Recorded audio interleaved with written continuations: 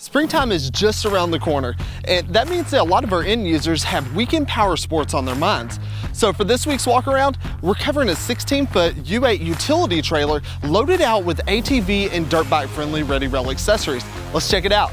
We're starting out this trailer with a 2-inch cast coupler, a locking toolbox, and an upgraded 7,000-pound top wind jack.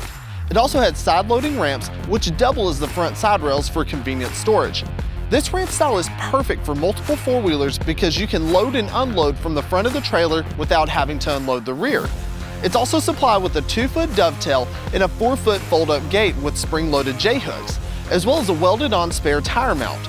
A total of 4 cargo tie-down loops make securing your quads and other equipment safe and simple, and the 7,000-pound GVWR is more than enough for an entire weekend of fun.